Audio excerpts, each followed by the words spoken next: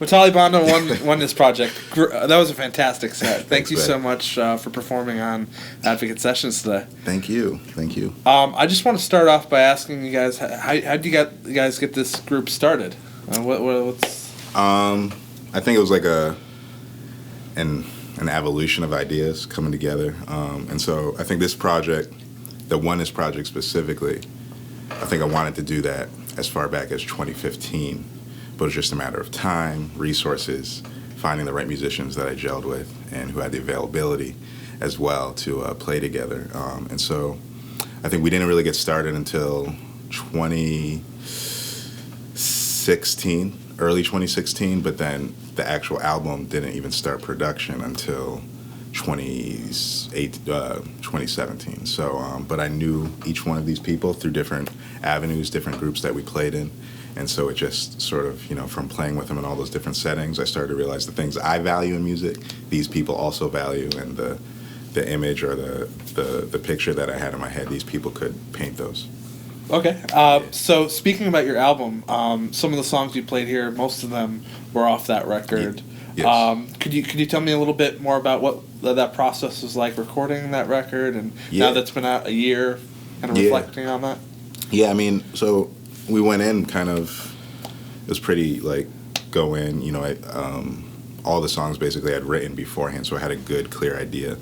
And, we went in, but it was cool seeing what are my ideas and how can that be expanded upon and just sort of like built and painted around. And so we kind of just tracked the album old-fashioned, layered, and layered more and went in and sat with things. And, I think we recorded in April, and was it April or was it March? April. So we recorded in April, and the album didn't come out till December, which I think some people would call that quick, some people would call that long. I think the amount of hours we put in was long, and the time, but I think that's what makes working on an album so beautiful, is when you give it that love and you're able to see what it does when you sit on it and let it cook. Yeah, totally. Now you guys debuted a new song. Is there a new record kind of in the works that you're... Yeah, but I feel like if this last project told me anything, it's time is an illusion, and, be patient. And so I realized, I'm thinking about a new album, but I don't think other people should, or else, you're going to be waiting 6 years later, Yeah. You got to let it cook, right? Frank Ocean, if he taught us anything, it's, keep it on the low. Things are brewing, and I'm excited. Awesome. We're all excited, yeah. I just want, this is a question sort of for everyone, kind of what are your influences, and how do you bring that to the group? Oh, you say. Okay. Well, I mean, all the bass greats that you'd expect. I feel like there's like a list that everyone goes for, and if you miss one, people are like, "You missed Ron Carter, man." Whatever. But no, just growing up listening to like funkier music and stuff. I like anything that has a groove, so it's usually what I'm listening to. But I went to school for art, so a lot of what I kind of go for in a musical setting is trying to apply just my own creativity to the moment that I'm in that moment, I guess. I didn't prepare an answer. That's okay. It's better that way. Yeah. I'm actually really bad at improvising.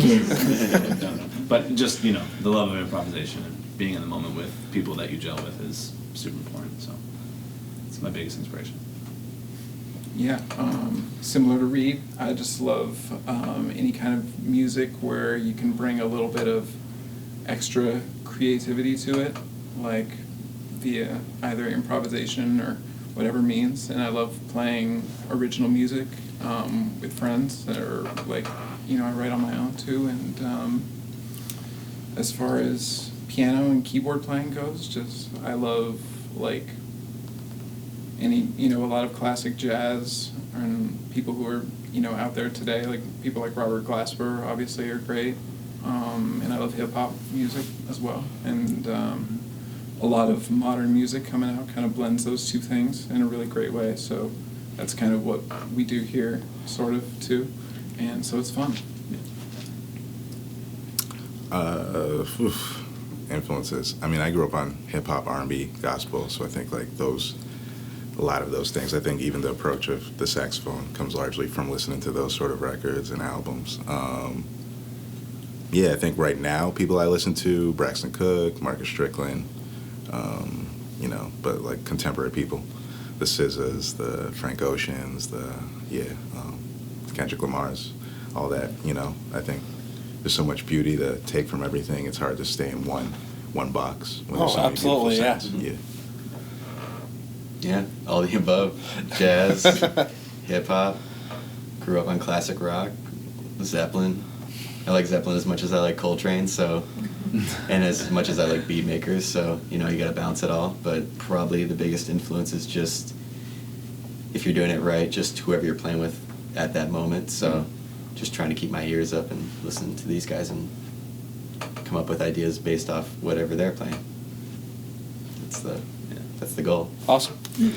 So my last question: you guys have any shows coming up December, January timeframe that you'd like to let people know about? Not this group specifically, but I think everybody here has other things that are brewing and cooking. If people want to. I'm bad without a calendar in front of me. It's horrible. Should I mention that? Yeah, date sure. that we're You can take the time too to plug Well, social media too. Well, just all of us as a group are individually participating in a tribute to the legendary producer Jay Dilla that's going to be taking place on February 8th, 2019 at Gateway City Arts at 8 p.m. And that's going to be really fun. I'll be playing keys, obviously, Mtali saxophone and some vocals, Reed's on bass. Colin's doing some drums and some samples, and we got a couple other great local musicians involved as well, and that's going to be a really good time. And so mark your calendars for that if that sounds interesting to you. Cool. I'm there. Well, thanks so much. It was fantastic once again.